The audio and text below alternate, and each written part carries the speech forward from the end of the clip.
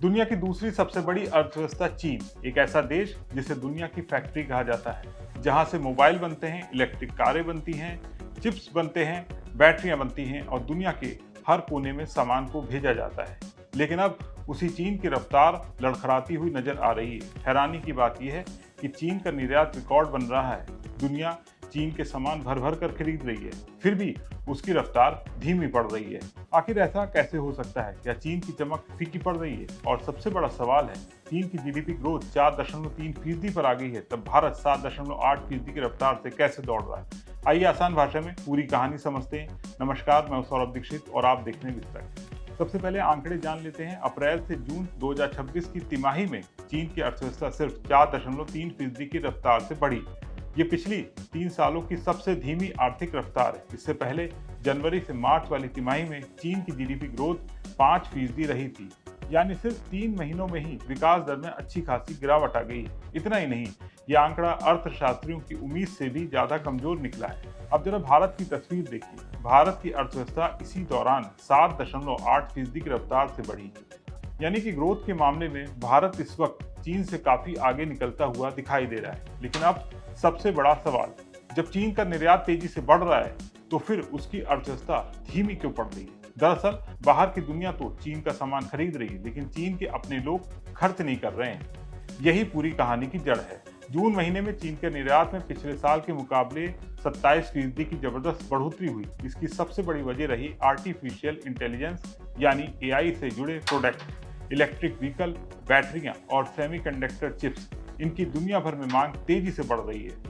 साल के पहले 6 महीनों में चीन का कुल निर्यात 20% से ज्यादा बढ़ गया। इतना ही नहीं, चीन का व्यापार अधिशेष यानी ट्रेड सरप्लस 125 अरब डॉलर से ऊपर पहुंच गया। ये उसके इतिहास के सबसे बड़े आंकड़ों में से एक है।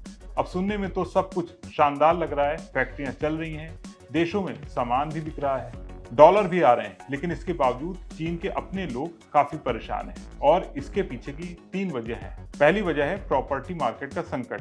चीन का रियल एस्टेट सेक्टर कई सालों से मुश्किल में है। घरों की कीमतें लगातार गिर रही हैं, नई इमारतों का निर्माण धीमा पड़ गया है। रिपोर्ट के मुताबिक इस संकट की वजह है 1 करोड़ 40 लाख से ज्यादा निर्माण मजदूरों की नौकरी चली गई है। जिन लोगों ने पहले महंगे दाम पर घर खरीदे थे, आज उनके घरों की कीमत काफी ज्यादा कम हो चुकी है। ऐसे में लोग नया खर्च करने की बजाय पैसों को बचाने में लग गए हैं। कोई नया घर नहीं खरीद रहा है, कोई बड़ा निवेश नहीं कर रहा है, और जब लोग खर्च ही नहीं करेंगे तो अर्थव्यवस्था की रफ्तार भी धीमी होगी।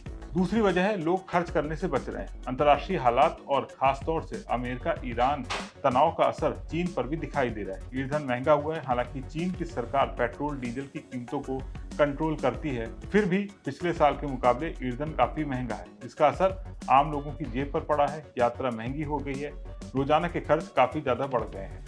सोशल मीडिया पर लोग अब पैसे बचाने के तरीके बता रहे हैं। महंगे ब्रांड छोड़कर सस्ते सामान खरीद रहे हैं। कई परिवारों की आमदनी में लंबे वक्त से कोई खास बढ़ोतरी नहीं हुई है।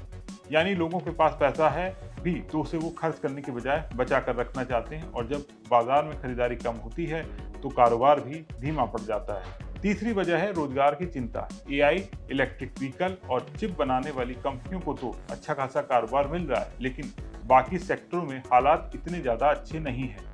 कई उद्योगों में नौकरियां कम हो रही हैं। एक्सपर्ट का कहना है कि एआई से बड़ी कंपनियों को फायदा मिल रहा है, लेकिन आम लोगों को उतना फायदा नहीं मिल रहा है। यूरेशिया ग्रुप के चीनी निवेशक का कहना है कि एआई की वजह से कई जगह पारंपरिक नौकरियां खत्म होती जा रही हैं, जिससे संरचनात्मक बेरोजगारी बढ़ रही है। यानी जिन लोगों के पास पहले काम था, अब उनके पास काम कम हो रहा है।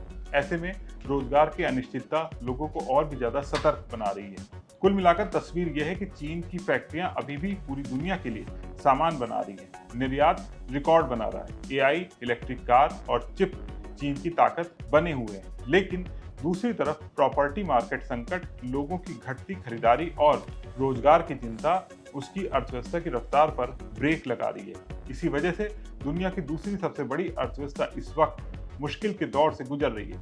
अब सबसे बड़ा सवाल रही है कि क्या चीन अपनी घरेलू अर्थव्यवस्था को फिर से पटरी पर ला पाएगा, या फिर उसे लंबे वक्त में भारत जैसी तेजी से बढ़ती अर्थव्यवस्था के पीछे छोड़ देंगी।